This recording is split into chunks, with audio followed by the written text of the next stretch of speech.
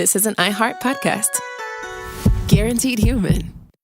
Brought to you by the Spam brand. Some foods or TV shows just instantly take you back to your childhood. Spam Classic is one of those foods. It's so 90s, but also so iconic that the sight of it sizzling just makes your mouth water. Back then, we had Spam Classic, but today, there are 12 irresistible varieties to choose from. It's like picking your favorite Boy Meets World episode. Impossible. There's Korean barbecue flavored, jalapeno, and 25% less sodium, just to name a few. Spam brand. Sizzle pork and Learn more and get sizzling at Spam.com. This is Danielle Fishel. Ryder Strong. And Will Friedle from Pod Meets World. You know what I didn't expect? Becoming best friends with Chewy's customer service. Oh, been there. I've chatted with them as late as midnight. They actually get pet people. And if Pickles or Lucky hate something, I just send it back. 100% satisfaction guarantee gives you a whole year to make a return. No questions asked. Meanwhile, I'm over here ordering everything for Bill and Brunch. Food, treats, beds, toys. Because Chewy has over 100,000 products to choose from. And it shows up in like a day. I mean, my dog Sammy thinks the delivery driver is her personal assistant, and I'm not sure she's wrong. It's not just for dogs and cats either. They've got stuff for birds, fish, reptiles. The list goes on and on. And the health side is huge for me, too. Prescriptions, pet insurance, telehealth vet visits. They're even opening vet clinics now. My cat pretends he doesn't care, but he benefits. Chewy just makes the whole pet parent thing easier. For life with pets, the answer is Chewy. Save $20 on your first order with free shipping at chewpanions.chewy.com/world. Welcome to Stuff You Should Know, a production of iHeartRadio.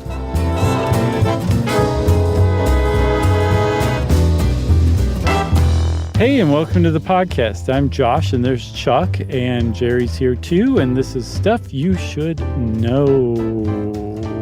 That's right. This is about land acknowledgements, and Livia, one of our awesome writers, helped us put this together. And I was just noticing the other day when we're thinking about topics and who should tackle them, it feels like everyone has. Everyone can do everything, but like some feel like, oh, this should be so and so because it just feels like a fit. And I knew Livia, this would be a great fit for her, and she did a killer job. Agreed. Because this is a tough one. Land acknowledgements is a controversial thing, mainly because of the clunkiness in which it's carried out in most cases. Oh, boy. You just said a mouthful, friend. Yeah, so land acknowledgements, if you don't know what we're talking about, if you've possibly ever been to a Montreal Canadiens game. Give us a bad example, like in character. I show up at a concert at a large venue in Canada. I'm going to see the reunion of Poison and our buddy CC DeVille. And I'm at the Enormo Dome, and someone that looks like you walks out with a microphone before the show and go. Okay. We acknowledge that this Poison show is about to take place on First Nations land, who are excellent stewards of this land, and on with the show. Perfect bad example. Yes, that was supposed to be bad. That wasn't just me. Yeah, and that's the last time we're going to laugh in this episode. Disagree. We always say that, and then there's something funny that comes up. But it's a serious topic because it's something that hasn't been figured out. It's still very contemporary. It's still very raw. It rouses a lot of emotions. It's a one of those points of the spear of like the culture wars in America, and from what I gather, Canada as well, and Australia, New Zealand. Probably, yeah.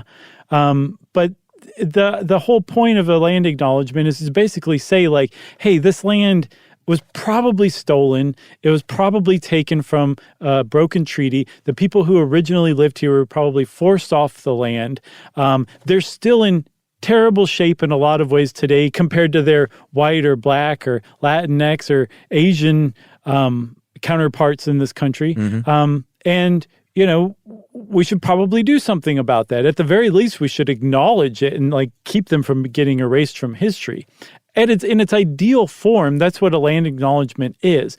But the problem is like there's a lot of people out there, especially who are probably right of center, who don't want to hear that kind of stuff. They don't like that. That's snowflake stuff. There are people left of center who are like, that is the most vapid thing I've ever heard. It makes no difference whatsoever. And the fact that you're even saying it makes things worse than if you didn't say anything at all. Yeah. Like, go back and just go away. And there's the people who are actually doing these land acknowledgements who very frequently are like corporate HR reps, Yeah. who are doing it to like, whitewash their company's activities elsewhere. It's just a mixed bag, but yet the reason why it's important is because there's some kernel there that is important, that makes sense, that makes it worthwhile and worth exploring, and not just tearing down, not just going ahead and doing, rote, but actually like using it as a jumping off point for like, Right. Kind of re-exploring and revisiting history, and then hopefully creating redress to that history. Yeah. Boy, well said. Bully. It was off the cuff. Oh, you mean you wrote it down on your cuff Yeah. and read it? Yes, and I'm wearing my very nice Little Orphan Annie cufflinks today, very too. nice So indeed. she was staring back at me admiringly the whole time. All right, so we should dive into a little bit of the history here, because if you go to Australia, thousands of years ago, you would find something called a welcome to country ceremony from indigenous people, which was sort of a protocol, a diplomatic protocol, where a nation or a tribe would visit another person's land, and they would, the people that hosted them would have a welcome to country ceremony. It might have been a poem or a song. There might have been a smoking ceremony. You know what I'm saying? Mm-hmm. And in the mid-1970s, white Australians started getting into this idea and this practice. And it was that year in 1976, there was a group of Maori and Cook Islander dancers who were coming. They were invited to come to a performance, a multicultural dance performance in Perth at the International Arts Festival there. And they said, you know what? We're not going to come unless we are welcomed by the traditional owners of this land. In 1976, they said this. And Pretty cool. There was a performer named Richard Wally, and a member of, and boy, I think I'm going to do my best with these pronunciations. I really, really tried this time and looked everything up. Me too. Because part of, the problem with a bad land acknowledgement is some dumb white person mispronouncing the name of a tribe or indigenous person. Like this. Do you want to give a go on this one? This is your section. All right. The troublesome part about the internet is you can find different pronunciations, but what I landed on was in Western Australia, these were the Yungar people. Very nice, Chuck. Spelled Very nice. Nyoongar. So they all agreed that this should happen. They got permission from the elders, and he welcomed the visitors. And this was Richard Wally in that language, and sang a song from their people. Yeah, and Richard Wally was a member of those people. So he there was a legitimacy to him performing this welcome to country ceremony, welcoming these dancers who very rightfully and very traditionally said we can't really step foot in Perth unless we're welcomed. Like, that's just custom. Yeah. And so it's very interesting to me that you can trace this phenomenon back to one arts festival in Perth in 1976, and this one incident, this one happening, and it just kind of spread from there.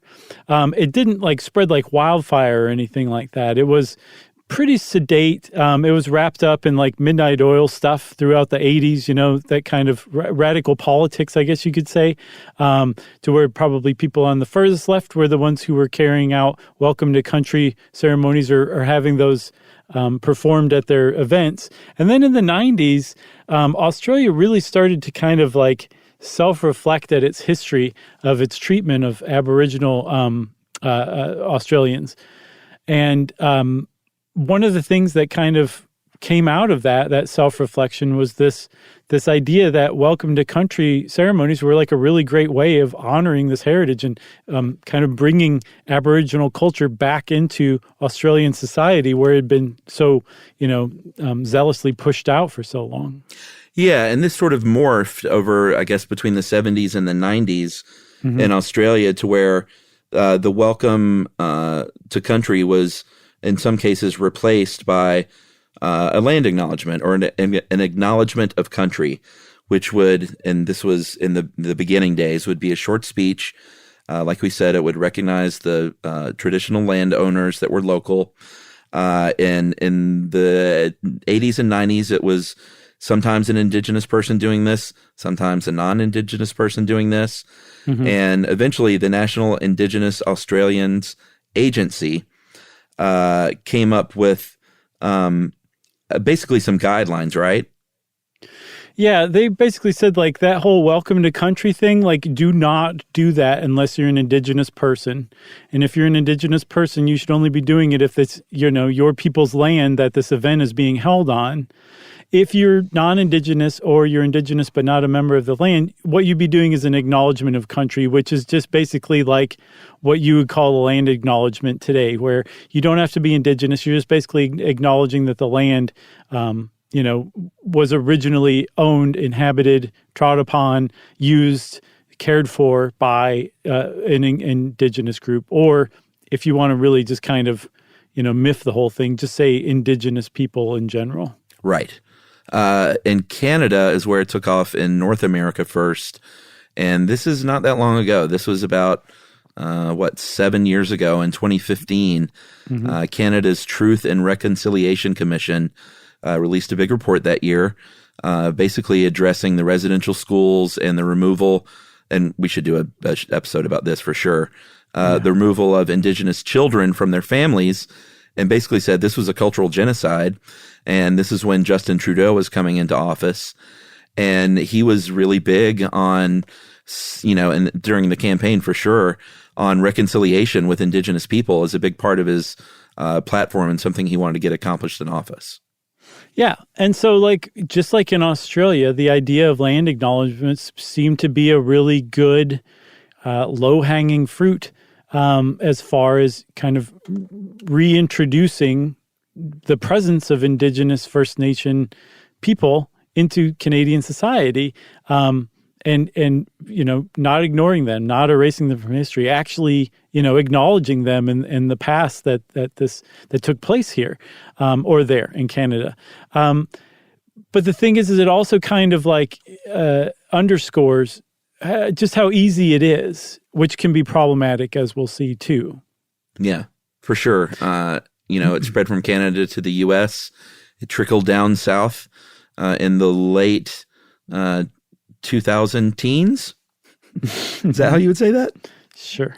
Like 2017, 2018. In 2017, the U.S. Department of Arts and Culture, which sounds like a government agency, but it's not. It's an independent group.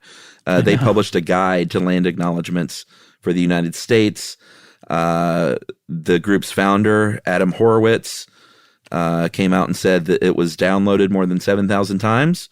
And he said, "One lonely beastie I be, all by myself I got nobody." Very nice. And very bad dad joke. I thought it was a great joke. I didn't even think it was dad. I don't think you can make a dad joke about the Beastie Boys unless it's you had one at the how ready, right? Beastly they are. Written on your cuff? Mm-hmm. What was it? Can you say your version? The King Ed Rock, that is my name, and I know the fly spot where they got the champagne. I taught my daughter a line that was not something that a kid should say when she was like 4, and Emily was so mad at me. She was so afraid she was going to say it in kindergarten, and I think she's forgotten it by now. I'll tell you off the air. Okay. Sorry, everybody, for that tease. But now in the United States, you will find cities like Denver, Phoenix, and Portland that have adopted these guidelines. The National Park Service has, NASA has. You might have heard it at the Academy Awards or the Macy's Thanksgiving Day Parade or the Democratic National Convention, not the Republican National Convention. No. And so this is a thing that is kind of brand new if you look at a timeline over the past 3 or 4 years that America is treading into very gingerly. Gingerly, awkwardly, keeps running into the door frame, all sorts of different stuff. And I think before we kind of go back into, why you would even do this and how you would do it, I feel like we should take a commercial break. Let's do it.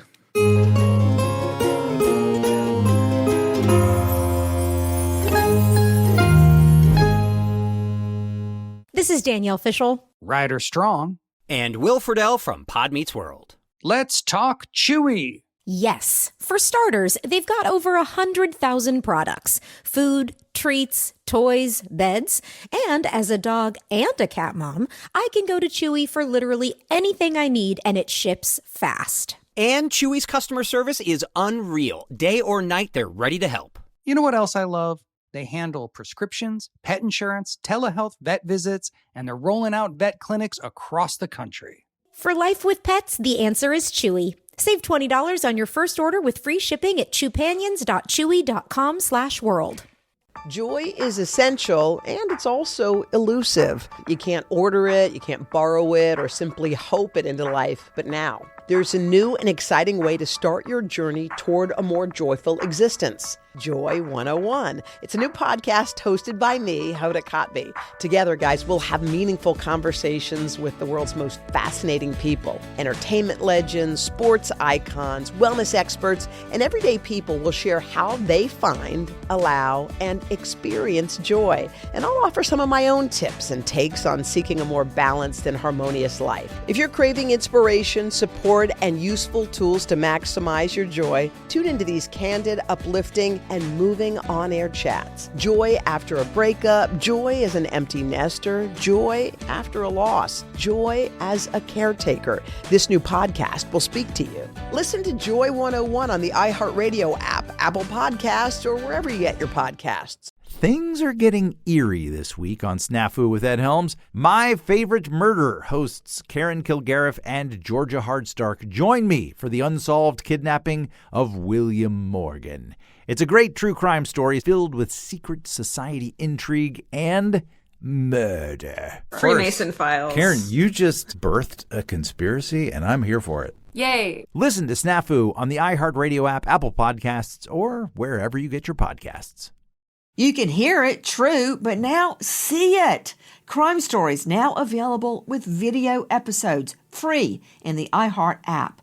Watch all your favorite podcasts, full episodes, start to finish, gavel to gavel, soup to nuts, all in the free iHeart app. You can also watch all your other favorite podcasts like Hey Jonas, Las Coteristas, Post Run High, and so many more. Hear the voices you know. Now see them and see the moments you've missed. Open the iHeartRadio app, search video podcasts and crime stories, and then just tap watch. I'll see you on video, friend.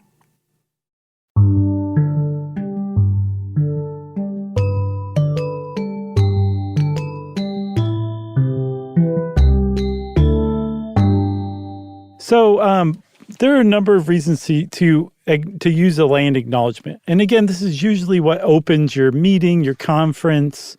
Like you could see it if you're in a beautiful like conference hall in like the woods in a kind of a beautiful remote area. I can totally see that. But I've also heard of these things being used on like conference calls and just at regular meetings in the city. So it can get kind of weird. But the overall point of it is that if you are if you're not an indigenous person and you're reading a land acknowledgement, supposedly you're thanking the people who used to live there in pre-colonial days for being stewards of the land. You probably also are in some way, shape, or form, whether subtly or overtly, also acknowledging that violence is why they don't live there anymore, and violence by the white colonists and or the federal government.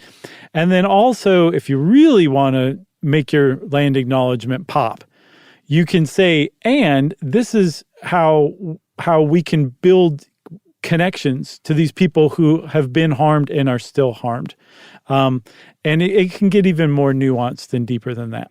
Yeah, and it's a mouthful to get up before your work conference and talk about people being raped and murdered and displaced and treaties broken, and the fact that oppression of indigenous Americans is ongoing, and the problem is far from solved. Like that's that's going to put a damper on whatever awesome energy you're trying to start with. So if it's a sales conference or something. Yeah. So people are trying to figure out the best way to do that. And sometimes, as we'll learn, it is a shorter acknowledgement where they will then point people to, hey, our company has this website or a page on our scan this site. QR code. Right. Probably so. Where you can really dive in and learn about what we can do. And this is what our own company is doing, including hiring programs or training programs with the people who once lived here. That is the ideal, is that it's there's actual something being done, and it's not just words being spoken. So, they're still trying to figure this out. Who knows where it will end up, but it's been a little clumsy so far, like you said, bumping into doorways. And there are also other other reasons why people do land acknowledgements rather than just kind of like make their company look, with it or sympathetic or empathetic even. I was not going to, but yes, you could use that word. One of them is to just show solidarity and support for the idea of truth and reconciliation. Yeah. To just say like, oh, you wanted to pump all the Biffs and Muffies up to go sell a bunch of mufflers? Well, TS, because I'm going to suck the air out of this room with this clunky land acknowledgement, and it's going to make them think a lot more than this, little page that you guys have on your website that 5 people are going to visit in the history of the internet, So I think there are some people who say like, yeah, that's exactly what it's supposed to do, is to kind of suck people into it. Also, another big thing is to kind of begin to repair relationships between American society and the indigenous cultures that have kind of been pushed out of American society and continue to be kept there. Acknowledgement of the fact that like the American government did a lot of really terrible stuff to indigenous people, in addition to enslaved people in the past, and that just by talking about it in random weird places makes people think about it. It keeps it from being erased. It actually does the opposite of keeping it from being erased. It kind of scribbles it almost like graffiti into everyday life of people. A good land acknowledgement could do that. So there's a lot of different reasons to do it beyond what I think most people who are opposed to land acknowledgements accuse people doing that of, which is morally performing. It's moral exhibition,ism is what a lot of people challenge it with, and it's not supposed to be, at least. That's right. So I guess we could talk a little bit about how you go about doing this to begin with. The first thing, there's something called the Native Governance Center, which is a nonprofit, Native-led nonprofit that has resources for Native nations. And, it's a good place to start, because they will say, hey, if you go to do this, the first thing you should do is take a good hard look in the mirror as a company. And why are you doing this to begin with? And if your reason is just to rattle off something so you appear to be forward thinking and acknowledging something in a sort of a blithe way, then that's not a good reason to do it. After that, after you have made that right within yourself as a company, and you want to press forward, then you have to do some research, because you can't just open Wikipedia and say, oh, this the Apple headquarters is built on the land of these people because it says so right here in the sentence. So let me just type up a quick little thing, and we're done. It can be very challenging to find who the indigenous peoples of a land are, because they moved around a lot and because they were forcibly removed a lot. They sometimes traveled with the waters and the riverways, and it's not as easy as you might think. So you have to really put in the work to really find this out. And as we'll see, one of the controversies is putting that onus on the indigenous peoples and saying, well, hey, let's just go find some of them and let them do this research for us. And we're not going to pay them or anything like that, but like we want to get it right and they want to get it right, right? So they'll just do it for us, right? Yeah, I saw that compared to, so like a land acknowledgement is basically like a receipt that a thief gives you after stealing your stuff. But then having an indigenous group actually create the land acknowledgement for you is having somebody that you've just stolen from write the receipt to themselves on your behalf. That's ultimately what you're doing. Yeah. So there are actually like websites, there's apps that have been set up to help make land acknowledgement research a little easier. I found one, you can text your zip code to 907-312-5085. That is not a Rickroll or spam. I tried it myself. And it texts you back a name of like the group that you are that lived in your area. That seems like The Simpsons, doesn't it? Kind of a little bit. But it's you legit. Yes, but if you just if you, like you said, you just take that, copy and paste it into your land acknowledgement, and that's that, then you've just done something that's worse than not doing a land acknowledgement at all, which is an incompetent, inept, thoughtless land acknowledgement. That's literally worse than not doing a land acknowledgement. Yeah. So after you've done your research and you have really found out the true origins of the people of that space that you're in, you should reach out to them. And like I said, not just dash off your own few lines on your computer, but actually get in touch with them and say, hey, I don't want you to do the work for me, but can we work together on this? And how would you like this to go down? How much detail would you like? And it can be maybe follow their lead for a change and see what they want. And they said that that's a really good second step. Yeah, and you might not be able to fit as much detail as you want to, or certainly everything you turn up in your research if you do decent research, because again, land acknowledgements, in following kind of that tradition of welcome to country ceremonies, they go at the beginning of an event. And because these are such random events, from a corporate retreat to a Canadians hockey game, like it's bolted onto the front. There's no easy way to put it in there except to just do it. And so to take up a lot of space at the beginning of a Canadians game or a corporate retreat or whatever, explaining like the detailed history and like intertribal relations between, the people who lived on this land before, and then their dealings with the United States government, and like their removal, and what are they doing today? What can we do to help them? Like that's not what land acknowledgements are meant to be. But ultimately, for a satisfying, like decent, good land acknowledgement, you have to figure out how to distill that down into just a few sentences. It's almost like writing poetry, Dude, retirement job for us. I guess so. We should start up the landacknowledgers.com, and at the beginning of every single thing, Josh and Chuck show up and do a short stuff. Right. Just say, give us 15 minutes. Yep. And we will speak of all the atrocities and bring this room down to its lowest point, and then say, thanks, everybody. And Microsoft, we'll say write us a big fat check. That's right. We'll say short stuff out. Short stuff is out. And so are we. Man, that could be a pretty good gig for us. Yeah, I think you're right, Chuck. I was wondering what we were going to do in retirement, but now I know. Just do that. I have a real sense of security now. Thank you. Sure.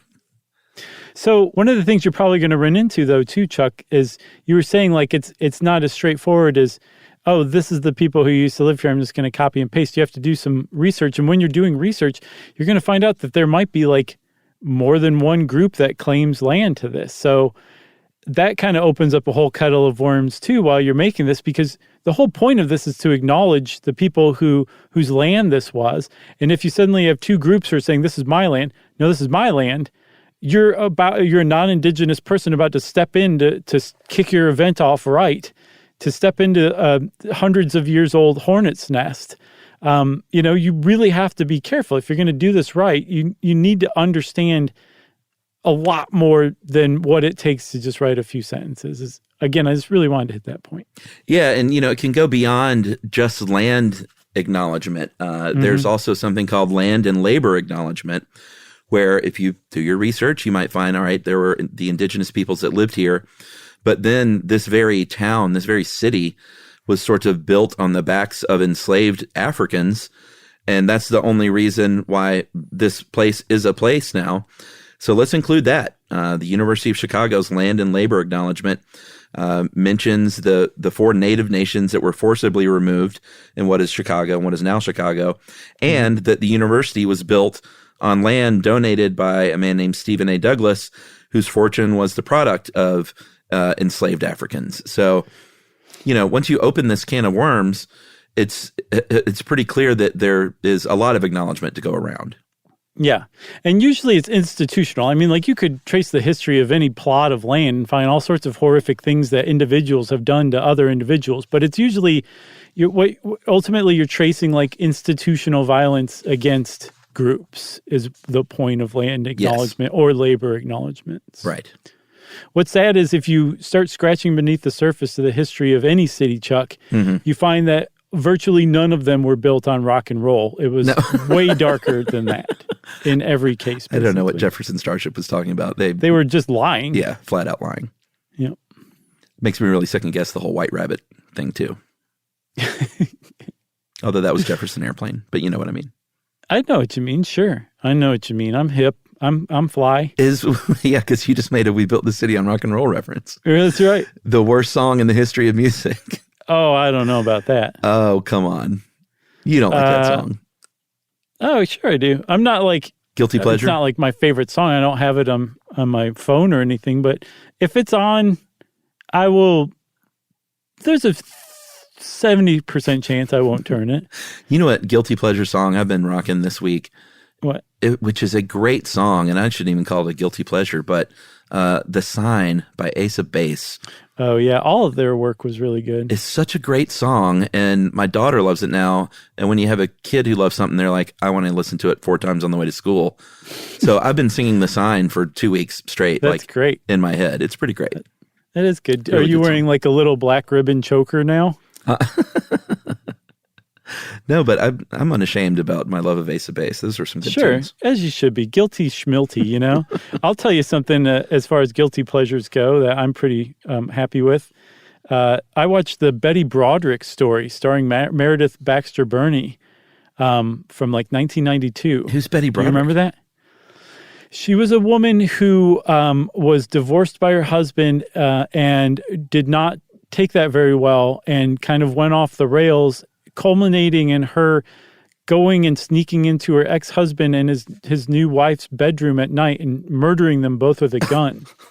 Yeah, I'd say and she didn't Meredith Baxter Birney, the mom from Family Ties, is the one who plays Betty Broderick, and she does it so well. Yeah, and it's like a 2-part, 3-hour made-for-TV movie. It's on Amazon Prime if you have that, and it is every minute of it is just wonderful and great to watch. Yeah, I love some of this stuff. Like, let's reject prestige TV that's going on now, and let's just go back to those days.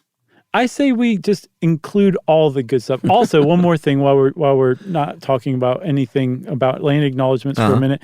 Have you seen Promising Young Woman? Oh, yeah, sure.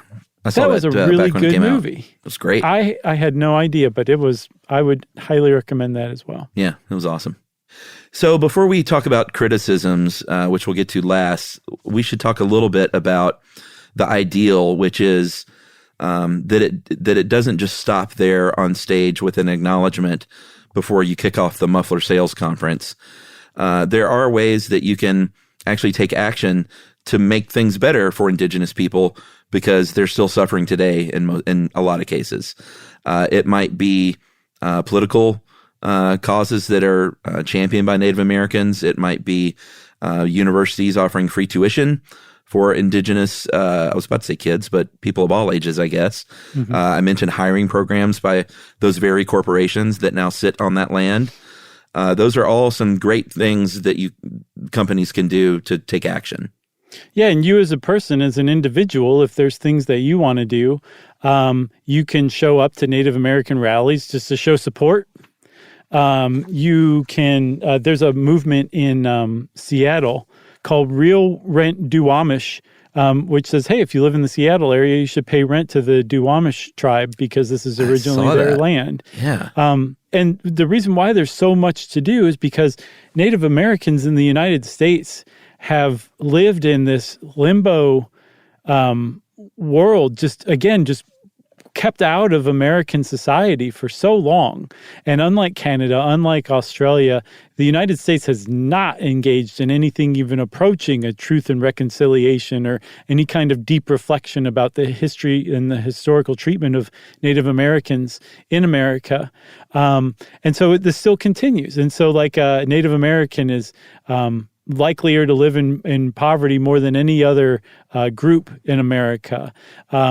There's a huge problem of the missing and murdered Indigenous women and girls, which is such a problem. It has its own acronym. Yeah. MMIWG. And that, of course, deserves its own episode, too. We've gotten requests for that before. Yeah, for sure. Apparently, there's also an issue, Olivia writes, that Native American kids are frequently taken away from their families and put with white foster families, even when there's no evidence of abuse in the house. Yeah. So, I mean, there's so much stuff we could be doing for Native American people in the United States that it completely undermines in a lot of ways the very presence of land acknowledgements, because people say, like, there's so much to do. That has nothing to do with it. Like, actually go do the actual stuff. And I saw this article by a guy named Graham Wood. It was in the Atlantic. It's called Land Acknowledgements or Just Moral Exhibitionism. That was good. He was the one who basically said that, getting a Native American or indigenous person to write your land acknowledgement was like getting them to write the receipt for the land you stole from them, you know? He said, I'm going to quote, "Some people argue that land acknowledgements are gestures of respect. I'm not sure one can show respect while also being indifferent to a people's existence. The statements are counterfeit versions of respect. Teen Vogue put it well, if unintentionally, quote, land acknowledgement is an easy way to show honor and respect to the indigenous people." And he goes on and then he says, real respect occurs only when accompanied by time, work, or something else of value. Learning basic facts about a particular tribe might be a start. Yeah. And I think that's the whole idea, is that this is a starting point and the bare minimum for what should be a series of steps, especially if you're a corporation. Yes. Now, that's a huge thing. Like, it's one thing if you're a person and you're having like a poetry slam and you do this. That's cool. You're probably more likely to actually be doing something of action to help Indigenous and Native American people than the corporation is, who's having land acknowledgements researched and written and performed at their retreats and their conferences and stuff like that. And so it's really well within fair game to call corporate America out about using land acknowledgements, because they're doing virtually nothing in the real world to help Indigenous and Native American groups. Yeah. And in fact, in a lot of ways, are actually oppressing them further and continuing their oppression and keeping them in a cycle of poverty. You got big cuffs today, my friend. Little Orphan Annie is crying chrome-plated tears right now. All right, let's take our last break. And when we come back, we'll talk about some of the criticisms and sort of poke around a little bit at the land back movement as well.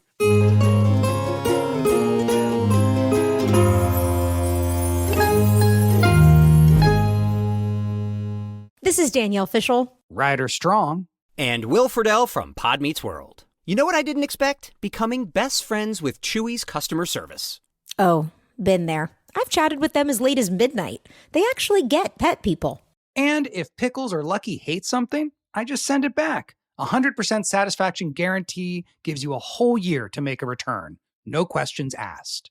Meanwhile, I'm over here ordering everything for Bill and Brunch. Food, treats, beds, toys. Because Chewy has over 100,000 products to choose from. And it shows up in like a day. I mean, my dog Sammy thinks the delivery driver is her personal assistant, and I'm not sure she's wrong. It's not just for dogs and cats either. They've got stuff for birds, fish, reptiles. The list goes on and on. And the health side is huge for me, too. Prescriptions, pet insurance, telehealth vet visits. They're even opening vet clinics now. My cat pretends he doesn't care, but he benefits. Chewy just makes the whole pet parent thing easier. For life with pets, the answer is Chewy. Save $20 on your first order with free shipping at chewpanions.chewy.com/world.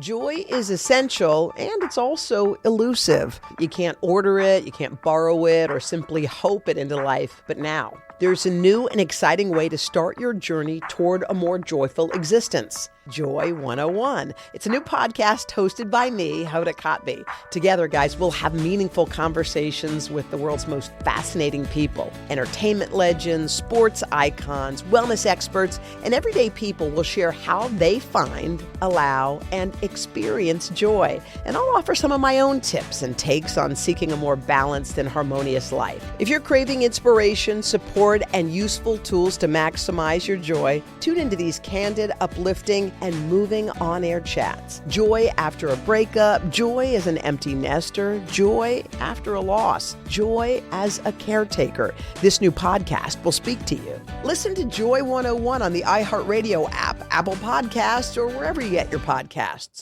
You can hear it, true, but now see it. Crime Stories now available with video episodes, free in the iHeart app.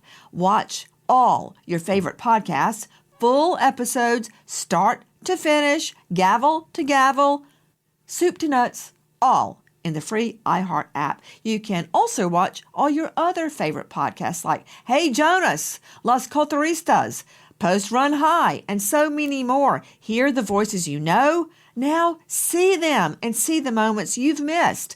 Open the iHeartRadio app, search video podcasts and crime stories, and then just tap watch. I'll see you on video, friend. Things are getting eerie this week on Snafu with Ed Helms. My Favorite Murder hosts Karen Kilgariff and Georgia Hardstark join me for the unsolved kidnapping of William Morgan. It's a great true crime story filled with secret society intrigue and murder. Freemason files. Karen, you just birthed a conspiracy, and I'm here for it. Yay. Listen to Snafu on the iHeartRadio app, Apple Podcasts, or wherever you get your podcasts.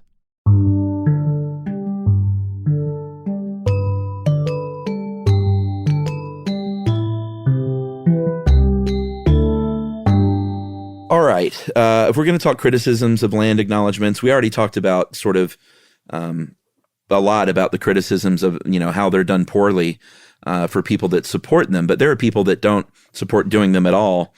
The United Conservative Party of Canada, when they took control in Alberta, stopped land acknowledgements, period. And, right-wing Canadian politicians have called it just political correctness. I'm sure here in America, the word woke and wokeism has been used to refer to stuff like this. But there's also criticisms that, history isn't even being portrayed accurately to begin with. Yeah. So, there was a huge kind of, I guess, a political fight in Montreal when the Canadians started doing land acknowledgements for their games. They were thanking the Ganyengeha tribe, or the Mohawk Nation is how most of us know of them. And then it came up after they started doing these, and people were like, I don't think this was actually their land. Yeah, they lived here, but I don't think it was their land. So the Canadians had to revise it a little bit, and they still included the Ganyengeha reference. But they also observed or acknowledged other tribes too. But then a lot of people were like, see, can't even get it right historically. Why is anybody doing this at all? And other people are like, look, yes, we got it slightly wrong historically, but that's certainly no reason to throw this out entirely. And the point is to actually acknowledge these people and that their land was stolen, even if you don't get it exactly right. And that's a big debate too. Yeah, and just the way that you talk about this land can be a little problematic to begin with, because it wasn't, it's not appropriate to say that they owned this land, because the idea of ownership to indigenous people of land wasn't even a thing. I guess a lot of times I think they're called for being stewards of the land. That's, I guess, an acceptable workaround in a lot of cases. But I know that it's all just sort of a lightning rod for criticism, Yeah, the idea that they're stewards of the land, the like there's some Native American cultures saw that themselves as that, but others are like, no, we belong to the land, so this doesn't make any sense at all. And then what's more, we really care more about these bodies of water than we do the land. Are you guys mentioning that kind of thing? Yeah. There's almost all criticisms come back to a land acknowledgement doing it wrong. And then if somebody's really hopping on a very small thing, they probably don't like the idea of land acknowledgements in the first place, or acknowledging the plight of indigenous peoples in their country. But ultimately, if you do agree with it and you have a problem with it, it's that it's being done wrong is usually what your problem is. Yeah, and again, if you were to reach out to these people to begin with, you have a way better chance of getting it right, I think. Right.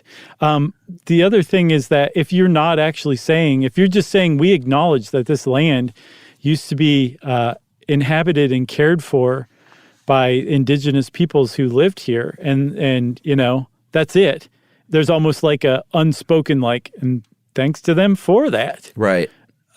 You're keeping the existence of how that land changed hands from those people to your conference center, and all the history in between. Yeah. And all you're doing is perpetuating, keeping the history of indigenous people out of society, outside, in a mythic past. Yeah. That can be easily romanticized too, because Native American tribes did a lot of unsavory stuff, or that we would today find unsavory, and a mythic past too that puts you at risk of turning the Native American people into the noble savage, which is a huge issue in and of itself too.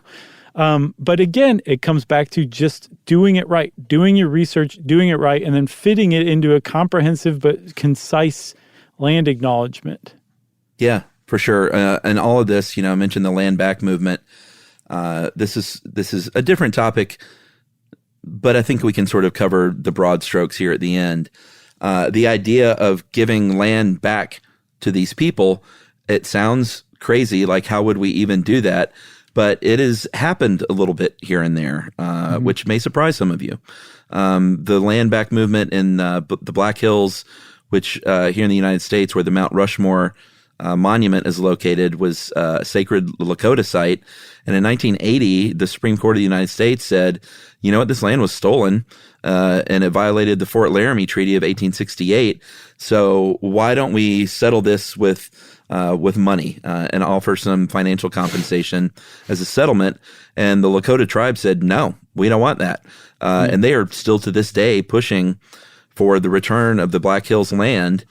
There's an Ojibwe writer named David Truer that said, how about we take the 85 million acres of national park land and we all own it with a big federally organized and recognized group of tribes that are still around.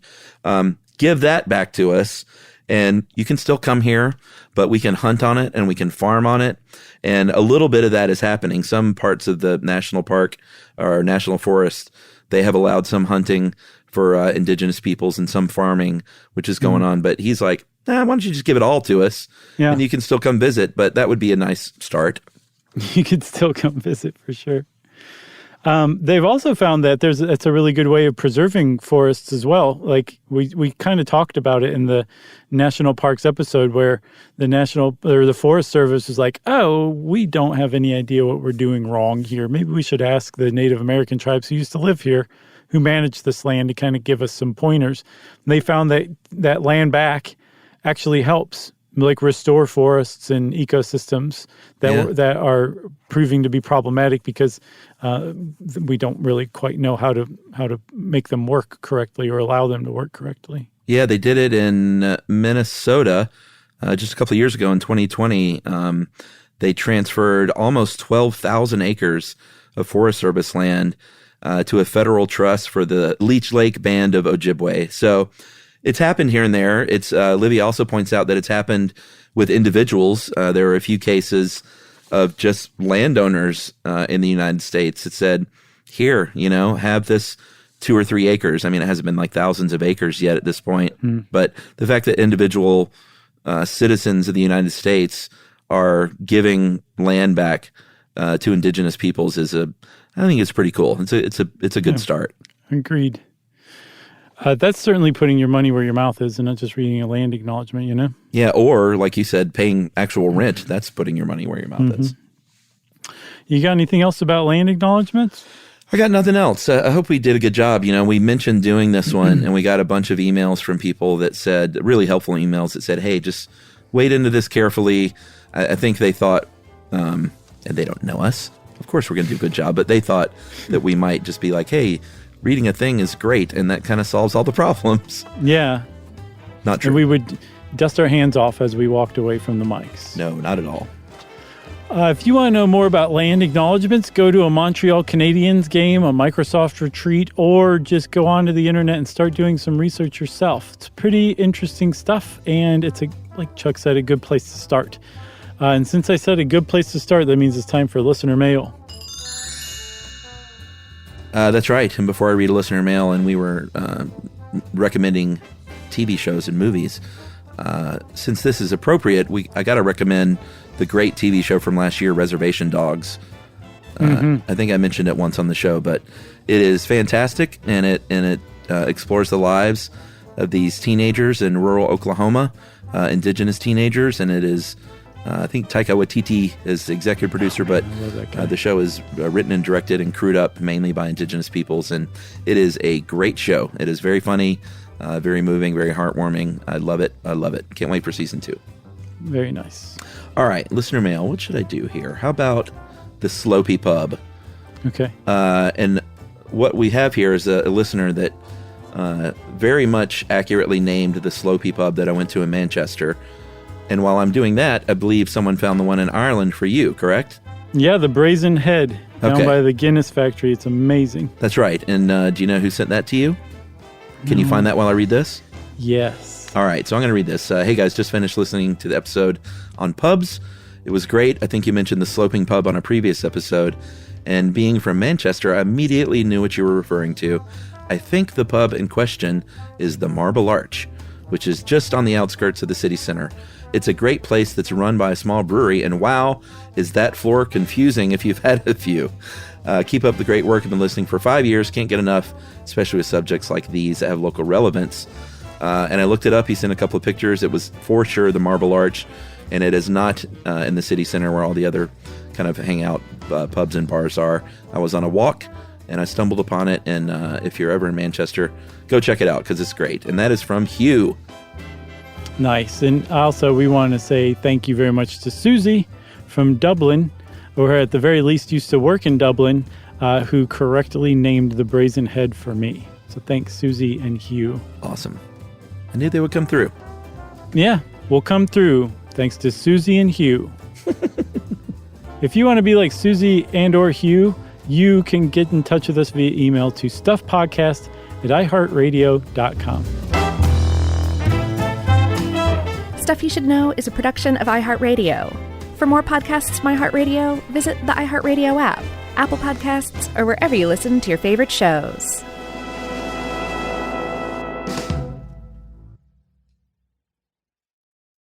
This is Danielle Fishel. Ryder Strong. And Will Friedle from Pod Meets World. Let's talk Chewy. Yes. For starters, they've got over 100,000 products. Food, treats, toys, beds.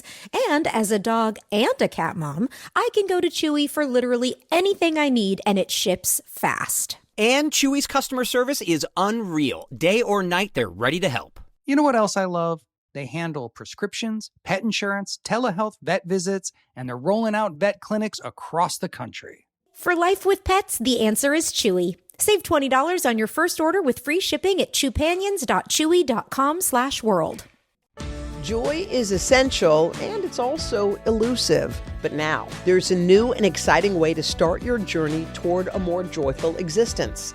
Joy 101. It's a new podcast hosted by me, Hoda Kotb. If you're craving inspiration, support, and useful tools to maximize your joy, tune into these candid, uplifting, and moving on-air chats. Listen to Joy 101 on the iHeartRadio app, Apple Podcasts, or wherever you get your podcasts. This is an iHeart podcast. Guaranteed human.